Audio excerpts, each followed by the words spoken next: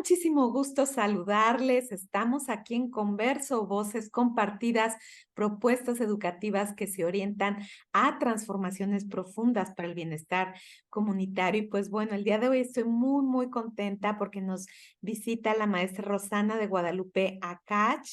¿Sí lo pronuncié bien? Achach. Achach. Ok, perfecto. Bueno, pues nos visita aquí para poder hablar de un tema muy importante que son las disfunciones de la vida erótica y la importancia de la ética en las relaciones amorosas. Y pues antes de presentarles quién es ella, recuerden que siempre comenzamos con un poema alusivo al tema y hoy le toca una atribución a Frida Kahlo que dice, mereces un amor que te quiera despeinada. Mereces un amor que te quiera despeinada, incluso con las razones que te levantan deprisa y con todo y los demonios que no te dejan dormir. Mereces un amor que te haga sentir segura, que pueda comerse el mundo si camina de tu mano, que sienta que tus abrazos van perfectos con su piel. Mereces un amor que quiera bailar contigo, que visite el paraíso cada vez que ve tus ojos y que no se aburra nunca de leer tus expresiones. Mereces un amor que te escuche cuando cantas, que te apoye en tus ridículos, que respete que eres libre, que te acompañe en tu vuelo, que no le asuste caer. Mereces un amor que se lleve las mentiras, que te traiga la ilusión, el café y la poesía. Y pues con esto comenzamos. ¿Cómo ves, Rosana? Precioso, precioso. Se lo escuchaba y decía yo, qué lindo poema, ¿no? Que encierra pues esta parte de que nos acepten, nos quieran, nos procuren y bueno, esta parte de que alguien está dispuesta o dispuesto o dispueste a volar contigo, a mirar, a correr, a reír, a llorar, decir, toda esta pasión, diría yo, y este compartir que se dan en las relaciones o que deseamos que se den en las relaciones de pareja, ¿no? Y sobre todo alguien que te valore, alguien que te quiera, alguien que no te menosprecie, que no te desvalorice. Entonces, me parece precioso poema. Pues bueno, Rosana, vamos a comenzar el día de hoy. Quiero presentarles Rosana de Guadalupe Achach Cervera. Tiene maestría en Psicología General por la Facultad de Psicología de la Universidad Autónoma de Yucatán y maestría en Sexología Clínica por el Instituto Mexicano de Sexología.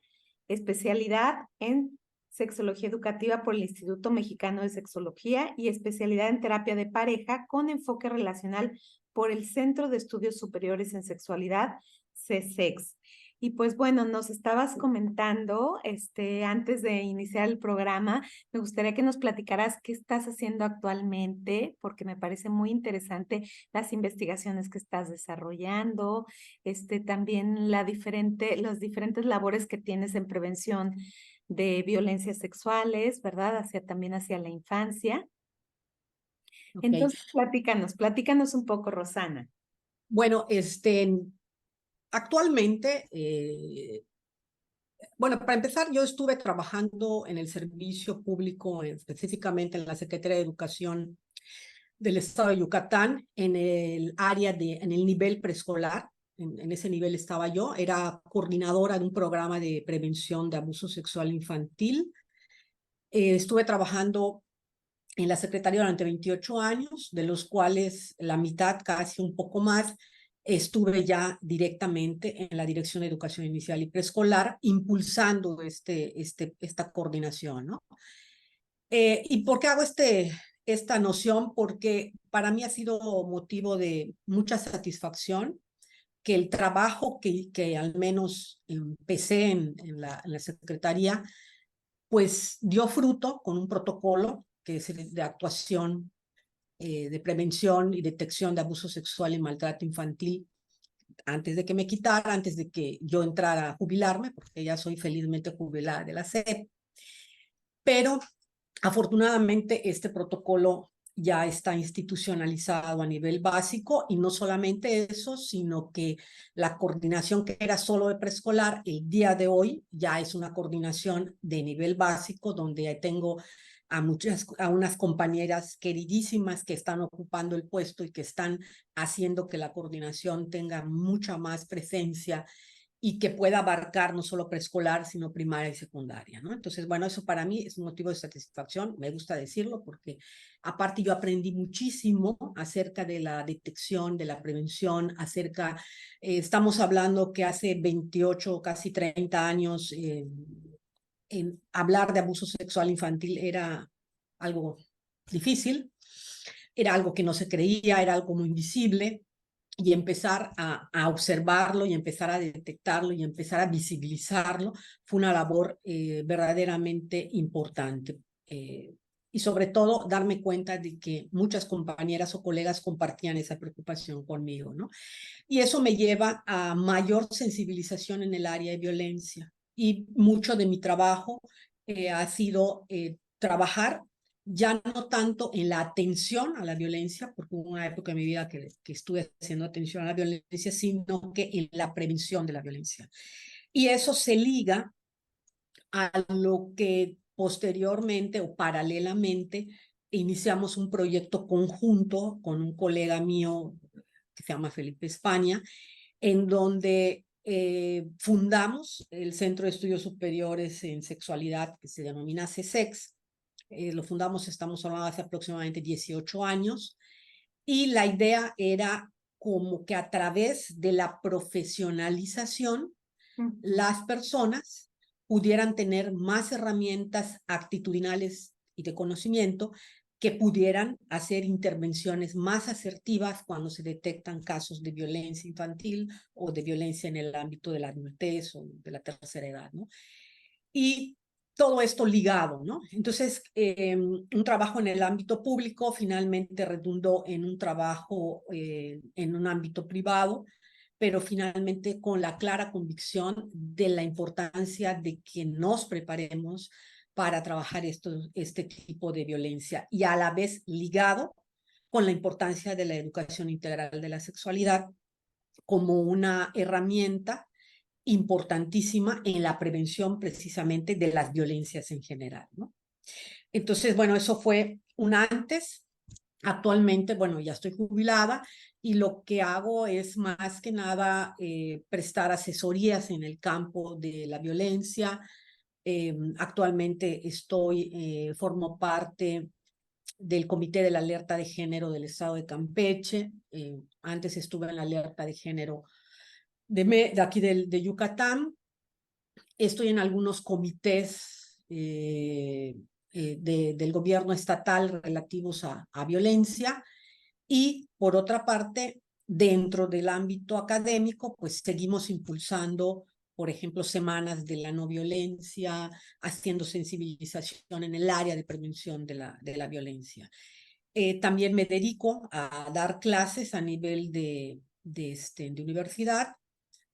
Soy docente de la Universidad Marista con específicamente la materia de sexualidad humana. Soy docente en CESEX de la materia de sexualidad de género y también de la materia de disfunciones eróticas en la vida adulta, ¿no? Que es uno de los temas que igual ya soy docente de la especialidad de terapia pareja, y es también con el tema de disfunciones eróticas, ¿no? Entonces, actualmente también doy consulta a adultos, doy talleres, conferencias, pláticas, soy directora del Centro de Estudios Superiores en Sexualidad de CESEX, y bueno, seguimos en esta carrera importantísima de prevención de la violencia, de educación integral de la sexualidad, en esta labor. Y también dentro, en CESEX tenemos un área de proyectos,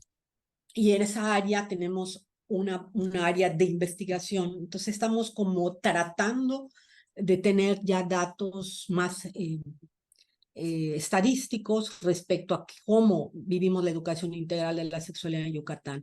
Y hace poquito, con otra colaboradora de CESEX, que es la maestra Valeria, hicimos la investigación sobre educación integral de la sexualidad, actitudes en docentes. No la hemos terminado del todo y hay algunos resultados, ¿no? Pero con la intencionalidad de mirar qué se necesita, qué necesitamos hacer para, a través de la educación integral de la sexualidad, sea estrategia para prevención de violencia, para una mayor satisfacción y bienestar dentro de las relaciones de pareja, ¿no?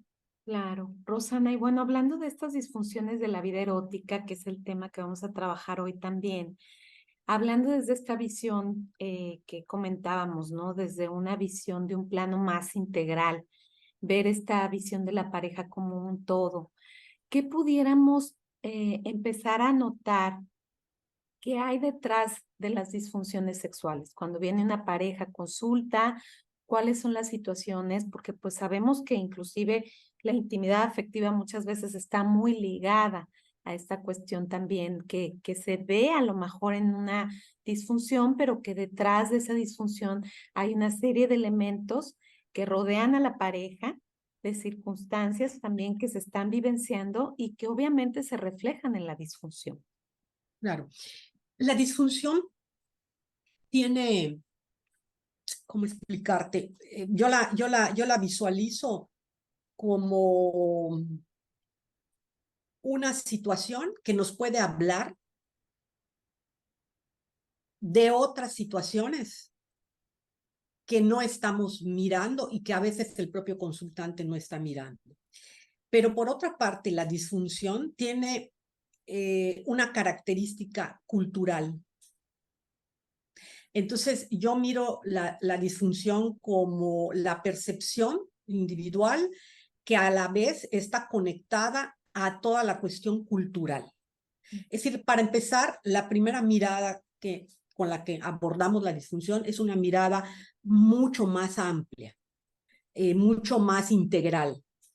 Te puedo decir que a veces las disfunciones nos hablan de estereotipos, a veces las disfunciones nos hablan de dificultades en la relación de pareja, a veces las disfunciones nos hablan de la expectativa frustrada que no tiene la persona, a veces las disfunciones nos hablan de cierta manera que tiene la gente de afrontar un problema.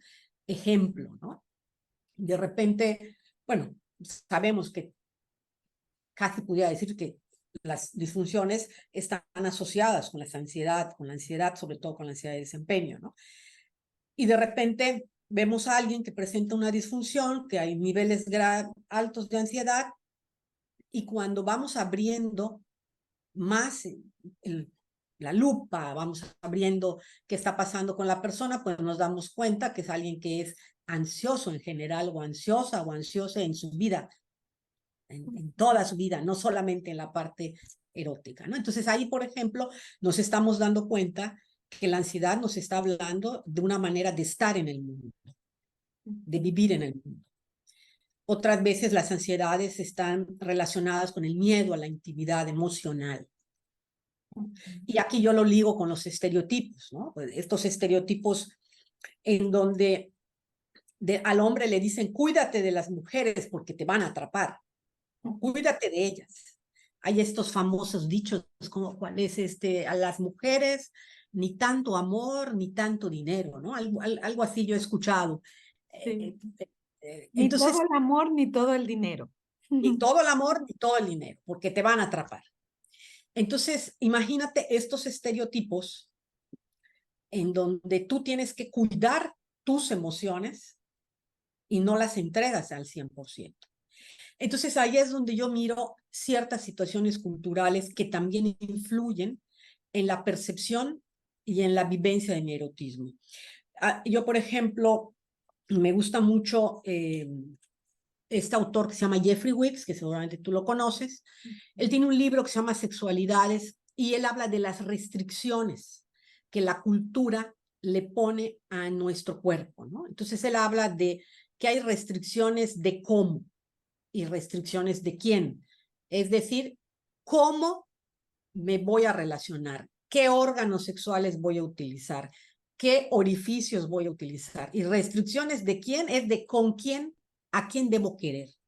Alguien de mi clase, alguien de mi raza, alguien. Entonces, esta cuestión cultural está presente también en el momento en que miramos las disfunciones. Es decir, que lo que hay detrás de las disfunciones son muchos significados que la gente tiene de cómo debe de amar Claro, y los permisos sociales que se da para amar, para erotizar y para entregarse al 100% en una relación erótica, ¿no? Entonces, eh, te puedo yo decir que, bueno, pues hay ansiedad, hay miedos, hay temores, hay estereotipos, hay cultura, hay familia, hay educación represiva, y es precisamente en quienes trabajamos la terapia, en ir investigando junto con nuestros clientes o clientas o clientes qué está pasando, ¿no? Ir como tejiendo. Pero un elemento muy importante es que la mayoría de la gente va para que funcione bien. Es decir, para que la respuesta sexual humana funcione, para que el pene tenga una erección adecuada, para que la vagina tenga una humedad adecuada. Y entonces aquí empezamos con el primer, diríamos, el primer constructo que viene el cliente y con esa ansiedad, ¿no? Entonces, el abordaje actual o bueno, nuestra propuesta de trabajo, que no es la única ni la más valiosa, sino una estrategia más, precisamente reside en hacer a un lado la funcionalidad exclusivamente de la respuesta sexual y que la pareja se mire dentro de un todo de forma integral, ¿no? Y mire más allá de la funcionalidad. claro. Y que bueno, y también eso puede quitar un peso, ¿no? Oye, Rosana, y esta visión que me parece muy interesante verlo desde esta perspectiva. Por ejemplo, cuando hablamos en la práctica erótica, tiene mucho que ver el soltar. ¿Cómo soltarme en una relación donde tengo dudas, donde a lo mejor de pronto fui criticada por la pareja o no sentirme valorada por la pareja o no sentirme con mi autoestima sexual, ¿no?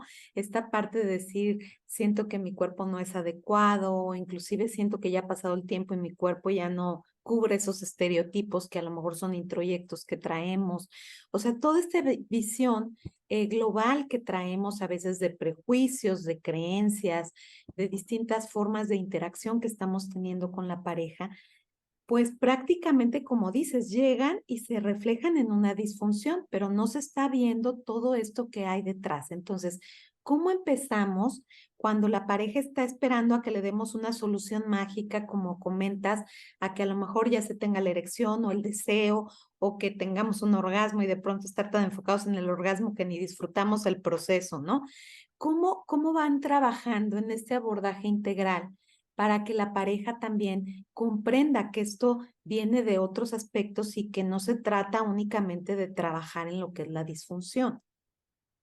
Sí, bueno, algo que bueno, en lo personal me ha funcionado es que durante el encuadre, Ujú. y yo explico mi forma de trabajar, explico y empatizo con la preocupación de la funcionalidad, pero explico cómo cuando nos centramos solo en la funcionalidad, aumentamos nuestra ansiedad para esa funcionalidad.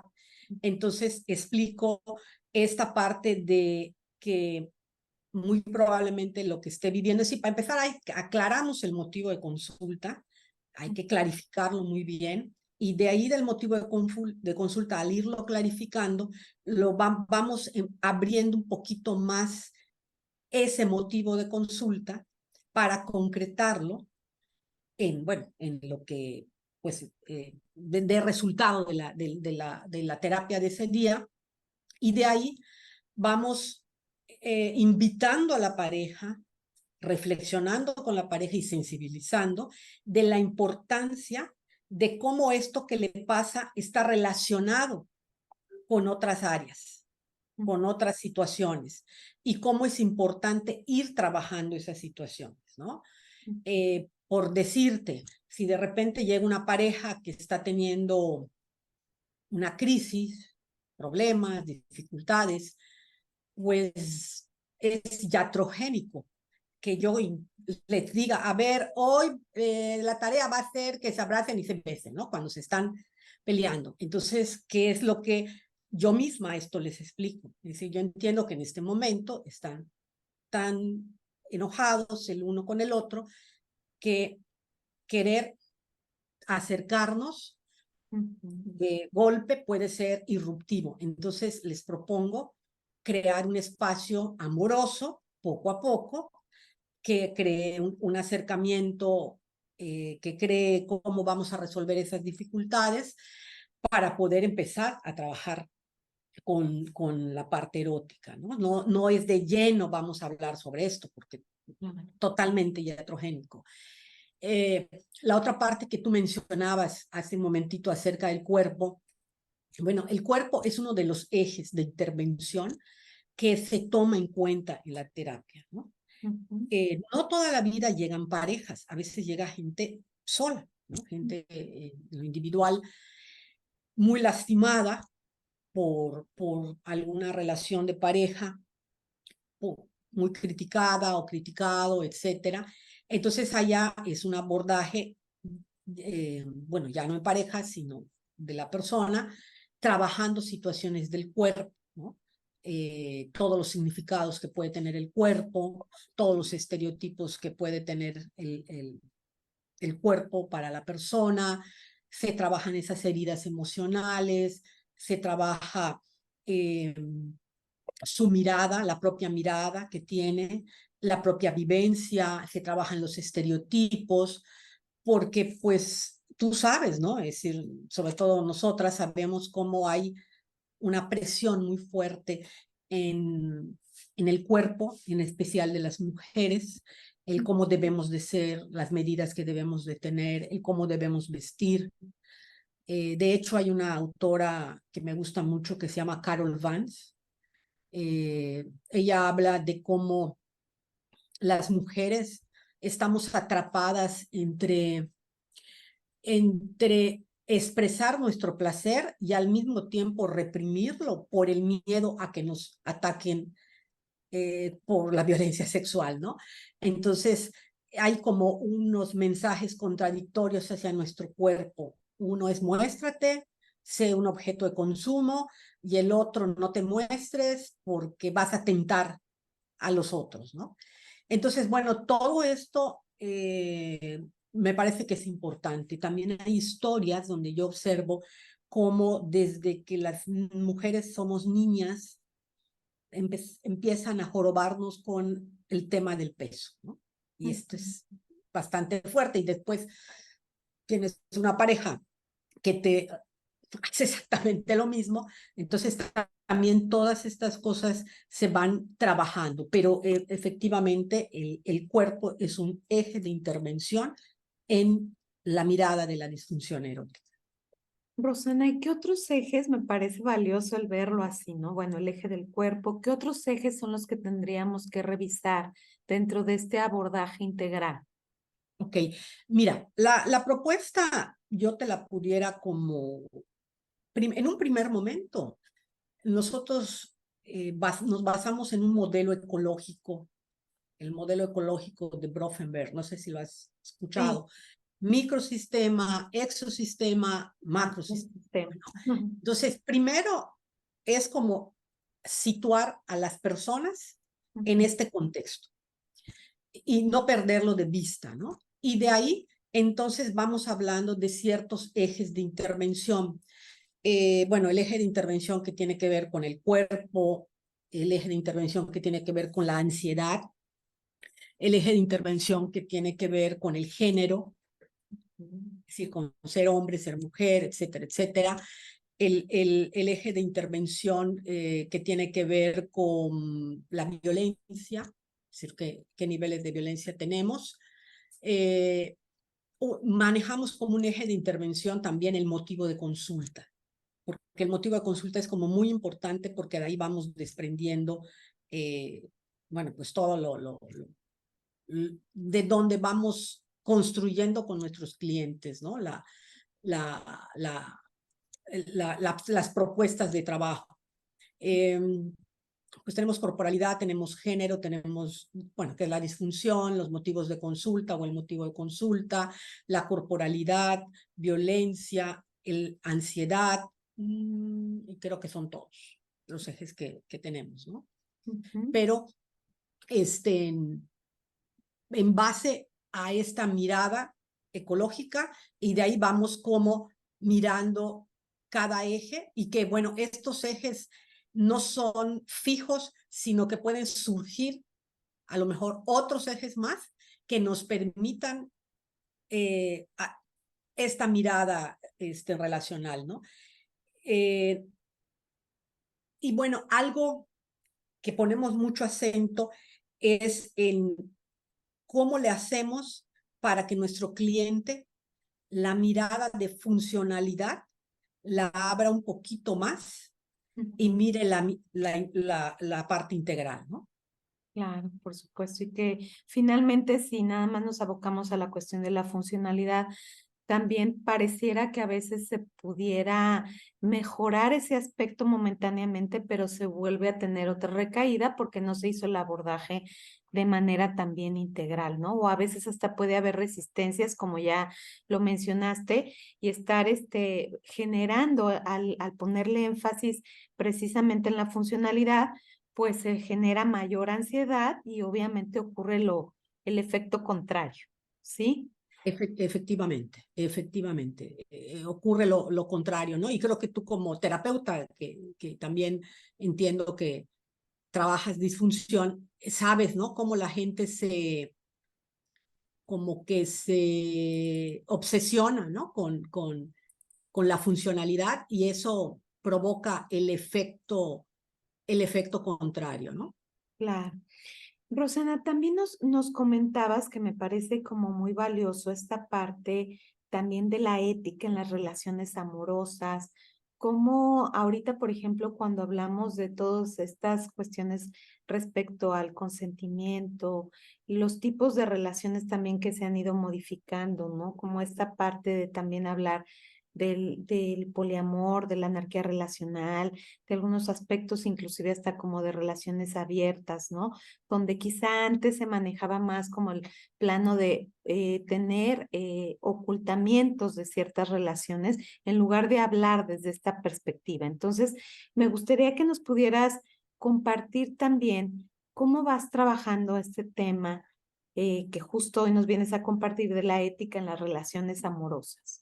Ok, bueno, antes de que pasemos a ese tema, hay unos ejes que se me habían pasado, que ahorita te los voy a mencionar nada más como para cerrar, ¿no?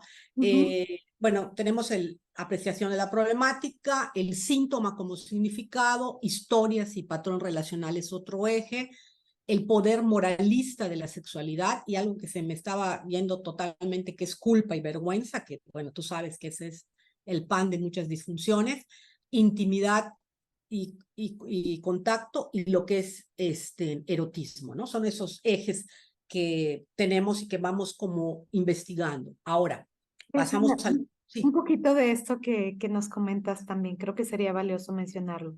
En esta parte, por eso creo que es importante hablar desde esta visión de esta educación integral de la sexualidad, porque también puede haber cuestiones de vergüenza, de culpa que están instauradas en relaciones, en experiencias previas, en aprendizajes que tenemos también socioculturales, y me imagino que desde ese macrosistema y ese exosistema también se trabaja esta visión. ¿Cómo Sí, sería el trabajo, cómo lo abordan ustedes ya en la práctica, antes de pasar a la otra pregunta? el tema de culpa y vergüenza, diríamos que es un tema instalado en las disfunciones, porque el cliente cuando llega, no solo llega con la ansiedad del desempeño, de que pueda tener X funcionamiento en la respuesta sexual, sino lleva mucha culpa y la vergüenza de exponérselo a alguien, ¿no? Para empezar. Y entonces ahí tenemos como un primer nivel de culpa y vergüenza.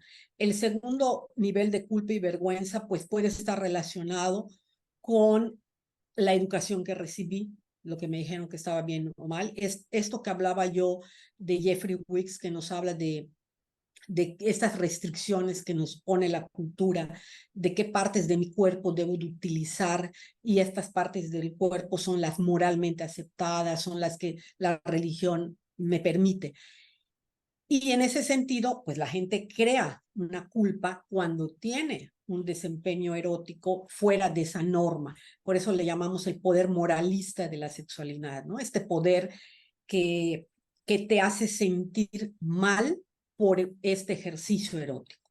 Entonces, bueno, ahí tenemos como que diferenciar estas culpas y estas vergüenzas de dónde vienen, es decir, para poder entonces hacer la intervención, ¿ok? Por ejemplo, alguien que viene con la vergüenza de tener una ITS y cómo esa ITS ha repercutido en el no ejercicio de su vida erótica. Entonces ahí vemos cómo esta persona, bueno, tiene esta vergüenza de las infecciones de transmisión sexual, que ese es otro gran tema, de cómo han sido manejadas y cómo eso hace que la gente se sienta muy mal de tener una infección, ¿no? Entonces, bueno, vamos identificando como concretando, pero a la vez finamente viendo qué está relacionado con qué para empezar a intervenir. Algo que los terapeutas, o bueno, que dentro del trabajo humanista a veces hacemos, es que cuando un cliente comparte un motivo de vergüenza, cuando el terapeuta lo cree necesario, también comparte algo que le ocasionó vergüenza en su vida, ¿no? Como para empatizar y como para que la gente también se dé cuenta que, bueno, no solamente a esta persona le ha pasado, ¿no? Y de ahí, pues bueno, vamos trabajando con la gente, nos va contando, va reviviendo y vamos como buscando estas líneas o estos temas que le han causado vergüenza y culpa, ¿no? Y bueno, es un proceso, es algo, eh, yo te puedo decir que cuando la gente empieza a hablarlo y lo resignifica, viene como una tranquilidad, ¿no? Claro.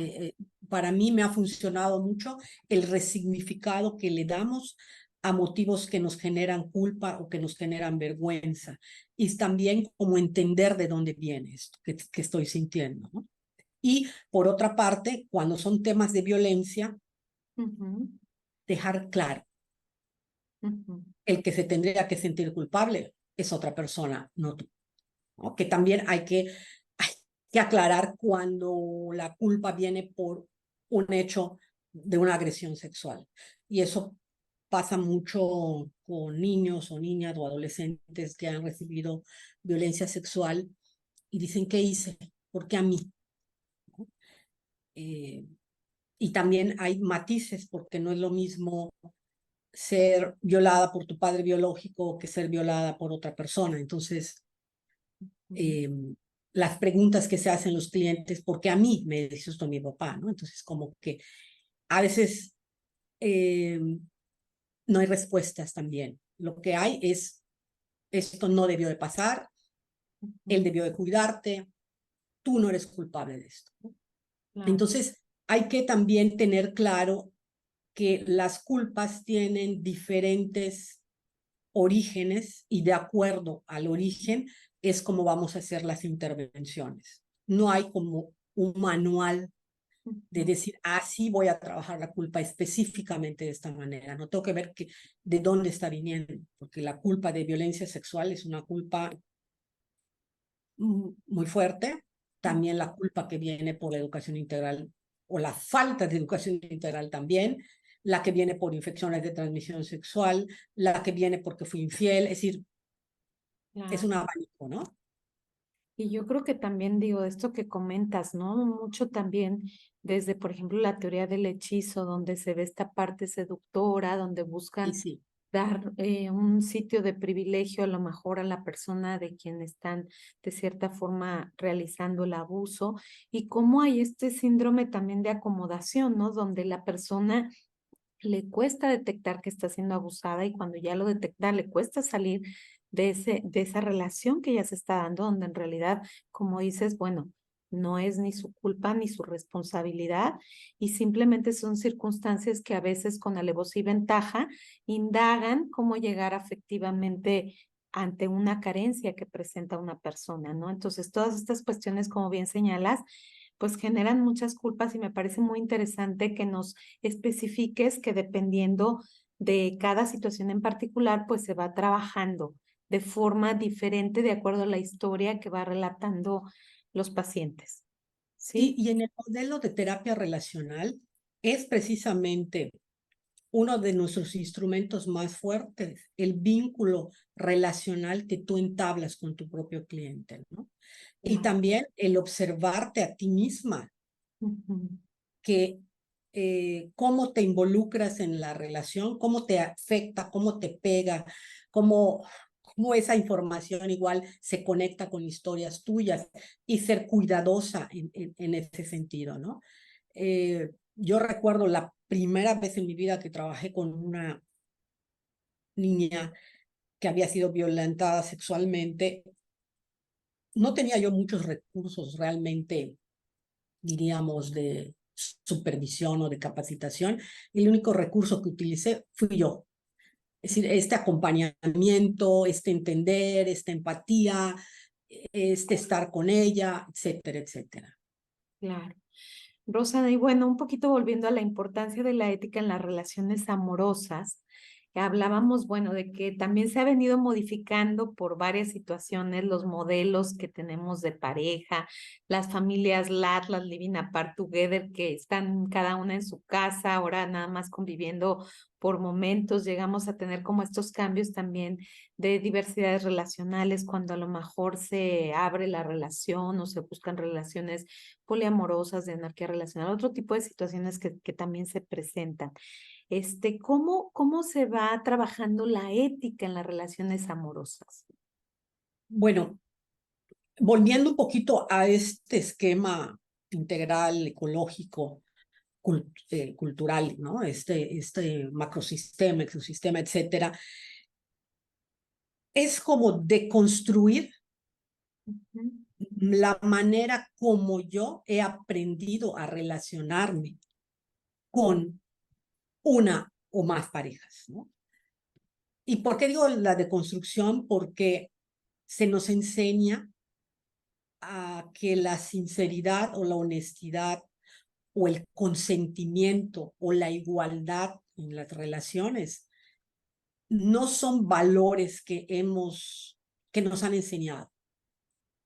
ujú, Es decir, tomando en cuenta los estereotipos, por ejemplo, cuídate de los hombres, ¿no? Y a los hombres cuídate de las mujeres. O tu hombre, aprovéchate cuando una mujer está vulnerable para tener relaciones, para enamorarla. Es un objetivo, no es un fin. Es decir, eh, y las mujeres, el hecho igual de cuidar, cuidarse de, ¿no?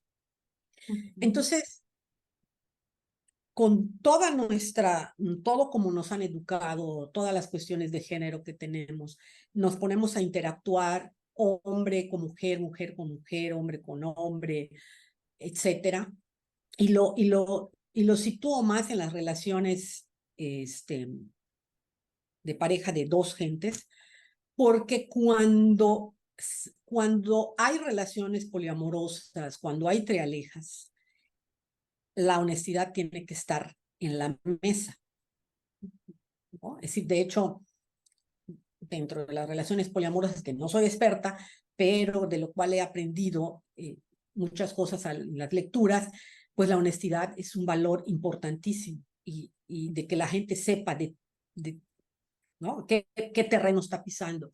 Pero en las relaciones heteronormadas no hay esa necesidad. Esto lo pongo, me acuerdo cuando empezó el VIH, ¿no? Que las relaciones heterosexuales se creían como, no, VIH no nos va a traspasar porque somos heterosexuales, porque mi esposo me cuida, porque somos fieles, ¿no? Entonces, como que ni el condón hay que usar. Entonces, ¿qué sucede con las relaciones de pareja? Al estar dentro de la heteronorma, se cree o se piensa que es la estructura o la mejor forma de estar. Ujú. Y la honestidad vale, el consentimiento vale, es decir, no lo tomamos como un valor importante. Y esto es algo que yo lo relaciono cuando yo doy pláticas de educación integral de la sexualidad a niños, niñas y adolescentes. El consentimiento es algo que va en primer plano. La honestidad en otro plano. La igualdad en otro plano. La salud, el cuidado de nuestra salud en otro plano, ¿no? Y en ese sentido, ahora, bueno, esto de la ética de las relaciones sexuales y amorosas no es un concepto mío, es un concepto que he estado leyendo, que he estado mirando y que trata como de tener unas bases que procuren espacios amorosos y cuidados o cuidadosos en ese sentido, ¿no? Entonces, si yo hablo de consentimiento en la relación de pareja, bueno, pues aunque seas mi esposo o mi esposa, si yo digo no, si yo no quiero por el motivo que sea, es no. Entonces, hacemos a un lado el control, el poder, la manipulación y hablamos como personas que amamos a otras personas. Cuando yo hablo de honestidad, pues hablo de que si voy a tener otras parejas o si queremos abrir la relación sea mutuo, no sea porque yo lo necesito y tú no, entonces todo vale en relación a lo que yo quiero, ¿no? Entonces, eso es lo que estamos tratando de trabajar desde etapas tempranas, como con las parejas, ¿no? Porque de repente pues ella no quiere tener relaciones sexuales todos los días. Yo sí. Ella está mal, yo estoy bien. Entonces, ¿cómo miramos esto desde una postura, pues, muy individualista, poco empática y con poco diálogo? Es decir, como que por favor compóngamela, porque yo necesito que tenga relaciones todos los días. Un poquito así a veces llega la consulta. Y entonces es cuando decimos, es importante hablar, poner en la mesa estos cuidados que se deben de tener dentro de la relación de pareja, que bueno, por ejemplo, la igualdad entre ser hombre, ser mujer o en las relaciones. Claro, pues es que definitivamente, ¿no? Como mencionábamos, cómo es el papel que se juega dentro de la relación, por ejemplo, inclusive hasta a veces el no ser honestos, el mentir. O sea, ¿qué está sucediendo en la relación que me lleva a mentir? Quizá por temor, por no lastimar a alguien, por no agredirla. Esa mentira está jugando un papel ahí, ¿no? Dentro de las relaciones. Entonces, creo que es muy importante hablar también desde esta visión, como mencionas, de la honestidad. Y para hablar de la honestidad tendríamos que revisar, ¿no? Cómo ha sido ese papel de poderme expresar en libertad, con inteligencia erótica, con asertividad hacia cuáles están siendo mis necesidades de una manera honesta. ¿Y cómo es el papel ahí del terapeuta? ¿Cómo hace en esta parte, hablando de las relaciones de pareja, como mediador para no tener esta parte tendenciosa, a lo mejor, desde la objetividad? Sí, pues bueno, hay una autora que habla, no recuerdo ahorita el nombre, de espacios amorosos y de la construcción de espacios amorosos.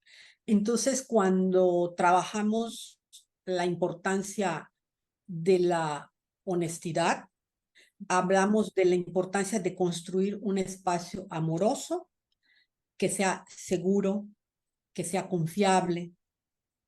Y por otra parte, pues la reflexión que tú misma acabas de hacer, ¿no? Es decir, ¿qué me impide decir esto?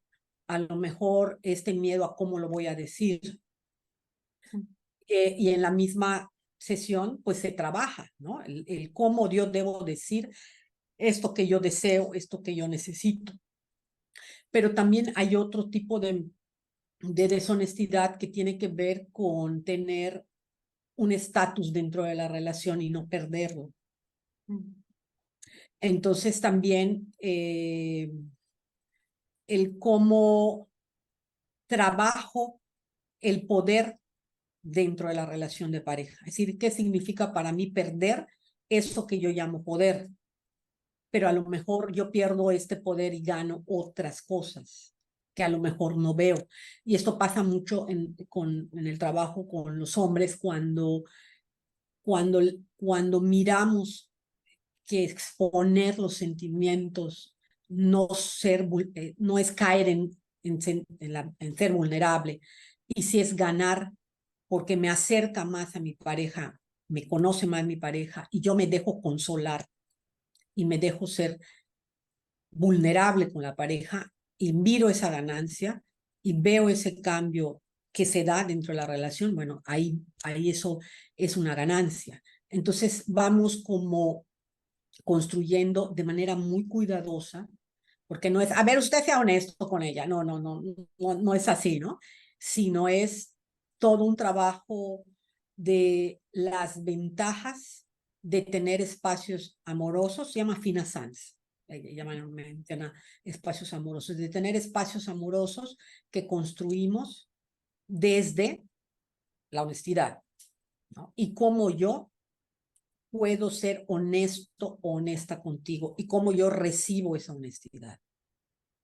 Bueno, algo también que sucede es que, por ejemplo, cuando un cliente va y te dice, bueno, pues yo tengo otra persona y no quiero que se lo digas a mi pareja, y bueno, tú como terapeuta tienes que decir, a ver, espérate, ¿no? Es decir, me pones en una situación muy incómoda, muy, porque pues es como que yo me esté aliando contigo y tu pareja no sepa realmente lo que está pasando, ¿no? Entonces mejor aclara lo que tú quieres antes de entrar a una terapia de pareja. Claro. Pues es que dentro de esto, como bien señalas, ¿no? Como el terapeuta también tiene que estar revisando lo que sucede en el ambiente también terapéutico, cómo esto impacta y también nuestra historia, ¿no? Como terapeutas impacta también. Rosana, ¿y la ética con el terapeuta? ¿Cómo, Bueno, cómo se... eso es algo que muchas veces lo, lo, lo miramos hacia afuera, pero no nos los planteamos hacia adentro, ¿no? Y creo que la ética en cualquier profesional que trabajamos la salud mental, pues es muy importante. Tiene que quedar muy claro las atribuciones, las limitaciones, la confidencialidad, el no traspasar el contacto con nuestros clientes, el no aprovecharnos de la vulnerabilidad emocional de nuestros clientes para pedir favores, para eh, a tener acercamientos eróticos con los clientes. Entonces, bueno, eso es algo que creo que debemos de hablar en las aulas, ¿no? Porque aunque tengamos abordajes tal vez más cercanos emocionalmente con nuestros clientes, esto no significa que tengamos abordajes físicos con nuestros clientes. Bueno, al menos como nosotros lo manejamos, ¿no? Es decir, porque la gente está vulnerable, está viniendo con un problema, te paga para resolver un problema, no para que tú, terapeuta, resuelvas tus inseguridades a través de tus clientes, ¿no? Eso creo que tiene que quedar como muy claro para quienes trabajamos en este rubro. Sí, sobre todo esta parte de la que hablabas también del poder, ¿no? O sea, finalmente se vuelve una figura de autoridad el terapeuta dentro de esta relación, ¿sí? Efectivamente. Entonces, pues, Rosana, qué maravilloso. Muchas gracias por abrir este espacio, que yo sé que eres una mujer con muchas ocupaciones, pero por tu generoso compartir. Y pues, ¿con qué te gustaría cerrar? ¿Qué conclusión nos quieres dejar de este tema sobre las disfunciones de la vida erótica y también la ética en las relaciones amorosas? Bueno, yo creo que primero que nada, pues agradecerte el haberme invitado a tu programa, me da mucho gusto estar. Eh, y bueno, me quedo con el poema que dijiste hace un ratito. Me parece que engloba muy bien todo lo que hemos hablado, parte de lo que hemos hablado.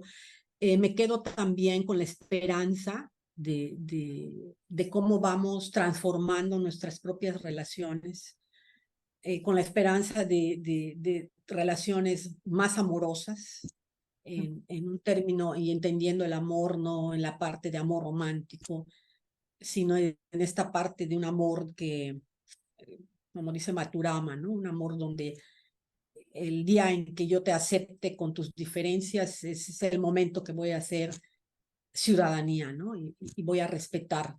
Entonces me parece que me quedo con la esperanza de que estamos haciendo, creando estrategias, estamos tratando pues de tener un mundo mejor, ¿no? Un mundo más equitativo, un mundo más igualitario, un mundo con menos violencia o sin violencia, que sería lo idóneo, ¿no? Ojalá un mundo que cuidemos la naturaleza, la ecología, todo esto que es muy preocupante. Y también con pues la esperanza que siempre he tenido, ¿no? De que nuestras instituciones educativas hagan una labor precisamente de todo esto que hemos hablado, ¿no? Nuestros Crear espacios institutos, amorosos en las comunidades también educativas, ¿verdad? así es, Y de cuidados mutuos, como dice la así es. importancia. Pues muchas gracias, Rosana, de verdad. Te agradezco y bueno, espero en algún momento poder verte de manera personal para agradecerte en ese sentido, tu generoso compartir. Y sé que va a ser de mucha utilidad para las personas que ven este proyecto con temas de salud, sexualidad, psicoterapia y educación, y que también se vaya haciendo difusión en distintos lugares, atravesando fronteras a diferentes espacios para que también podamos llegar a otras personas. Muchísimas gracias, Rosana, y bueno, no se pierdan Converso con estos temas tan valiosos y también con los videos en vivo que tenemos por radio en línea jueves a la 1, Converso, acuérdense que estamos en vivo y nos seguimos viendo con más proyectos para la difusión de la educación integral de la sexualidad. Gracias, Rosana. A ti muchas gracias.